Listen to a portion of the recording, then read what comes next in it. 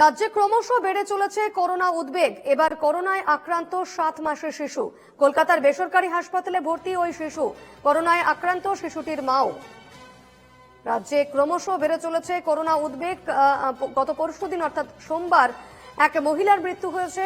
43 বছর বয়সী এক মহিলা, তার মৃত্যু হয়েছে করোনায়। এবার করোনায় আক্রান্ত এক 7 মাসের শিশু। কলকাতার একটি বেসরকারি হাসপাতালে ভর্তি রয়েছে ওই শিশুটি।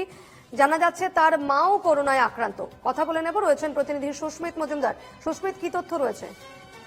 দেখো দীপর্ণা, এখনো পর্যন্ত সারা ভারতবর্ষে 4000-এর উপরে কিন্তু এই করোনা আক্রান্তের সংখ্যা যেটা পাওয়া গিয়েছে আজ দুপুরের পর 4838 সারা দেশের নিরিখে করোনা আক্রান্ত পজিটিভ হয়েছে, যে নতুন ভেরিয়েন্ট সেটা।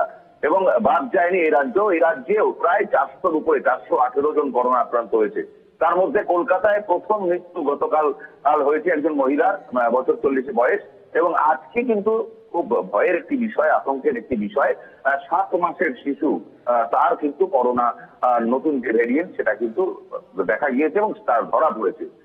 বাইপাসের পাশে একটি বেসরকারি হাসপাতালে তিনি চিকিৎসাধীন রয়েছেন সেই শিশুরও কিন্তু সেই শ্বাসকষ্ট জনিত সমস্যা তার দেখা দিয়েছে এবং তার মার এই বিষয়টা কিন্তু তারা দেখছেন এবং সেই বেসরকারি হাসপাতালে দুজনাই চিকিৎসাধীন রয়েছে। যদিও চিকিৎসকরা জানাচ্ছেন যে অতটা ভয়ের বিষয় নয়, তার কারণ একদম প্রথম দিকে তারা এসেছিলেন অন্য বিষয় নিয়ে, অন্য উপসর্গ নিয়ে, এবং সেই উপসর্গে আসার পর তাদের কোথাও থেকে মনে হয়েছিল যে করোনা টেস্ট করানো।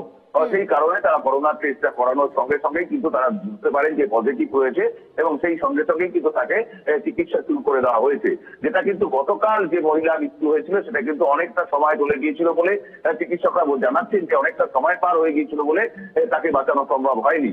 নতুন যে ভেরিয়েন্ট রয়েছে সেই ভেরিয়েন্ট যদি প্রাথমিকভাবে প্রথম স্টেজে ধরা পড়ে তাহলে কিন্তু সমস্যা সমাধান হয়ে যাবে। সাধারণভাবেই ভয়ের কোনো কারণ নেই। যেমন ভাবে গতদিন আমরা দেখেছিলাম, গত কয়েক বছর আগে যে করোনার সংক্রমণ হয়েছিল, সেই সমস্ত যেমন ভাবেই টাকা হতো আইসোলেশনের ব্যবস্থা, 3 দিন আইসোলেশন হলেই কিন্তু মানুষ সুস্থ হয়ে যেত। ঠিক এটাতেও ক্ষেত্রেও কিন্তু তাই, যদি প্রাথমিক ভাবে ধরা পড়ে যায় 3 দিন আইসোলেশনে থাকলেই কিন্তু নিয়মিত ওষুধ খেলে আবার কিন্তু নর্মাল স্বাভাবিক জীবনযাপন